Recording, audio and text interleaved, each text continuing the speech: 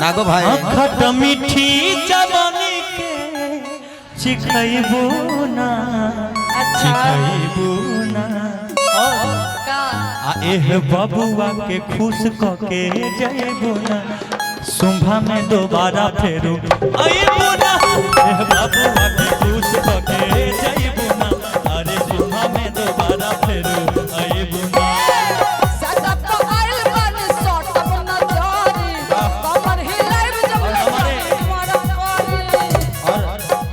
यादव जी की तरफ से फिर से आशीर्वाद।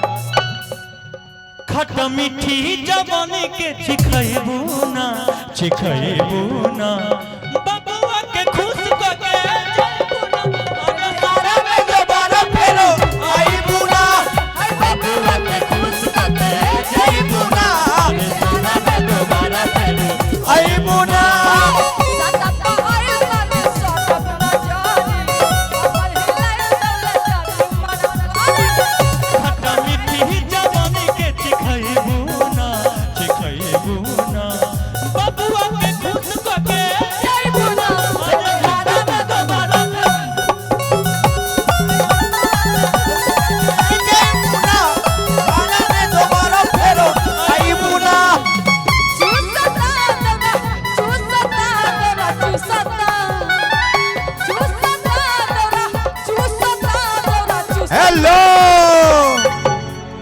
देखिए एक अजूबा डांस हम दिखाएंगे सर, आप मना मत कीजिएगा।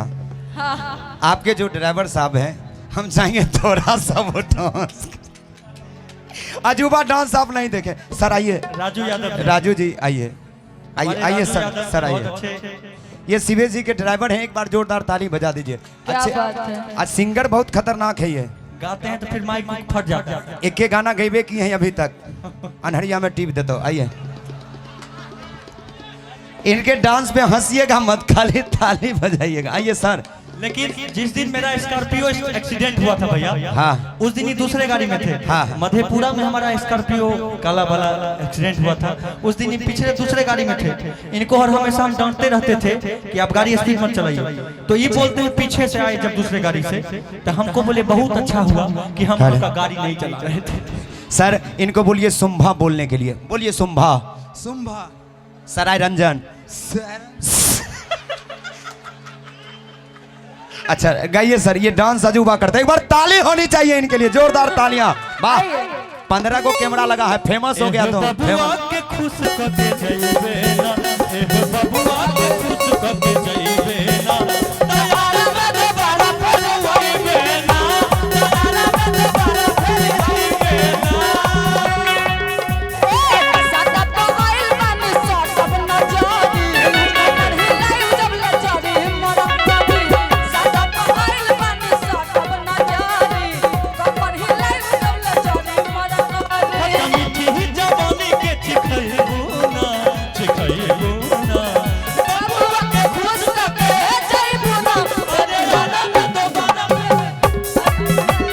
ताली बजा दीजिए, जोरदार ताली।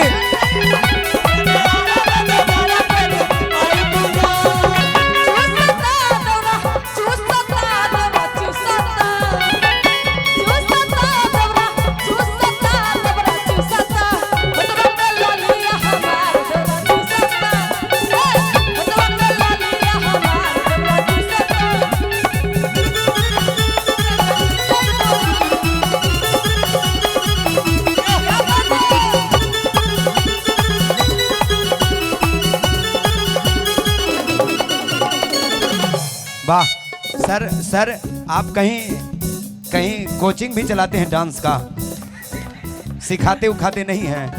वाह बड़ा अच्छा डांस करते हैं। अच्छा डांस लगा ना इनका, नौलखा करेंगे ना तो आप शराबी फिल्म को भूल जाइएगा। आइए सर बैठ जाइए, आप ज्यादा थकिए मत, सुबह गाड़ी चलानी है।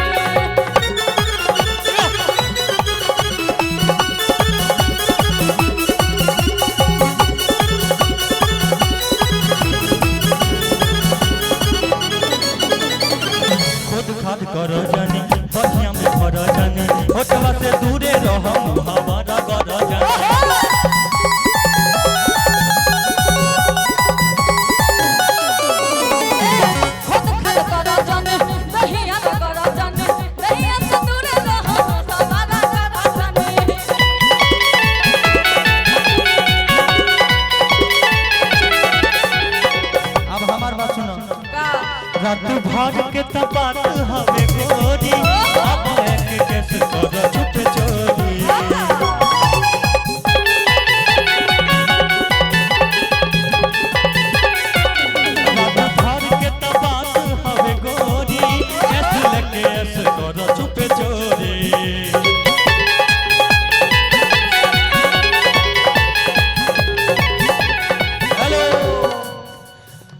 तू ऐसन सवाद कहीं पैबू ना कभी ऐसन सवाद कहीं पैबू ना तू ऐसन सवाद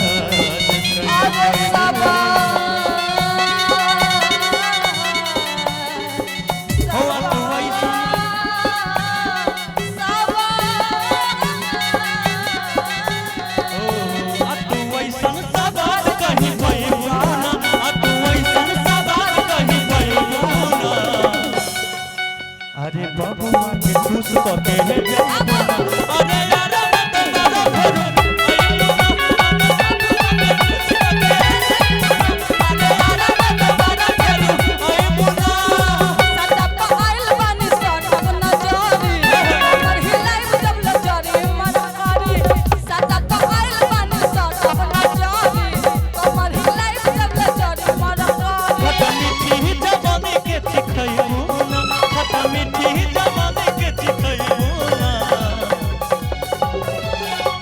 बबुआ के खुश करके अरे तुम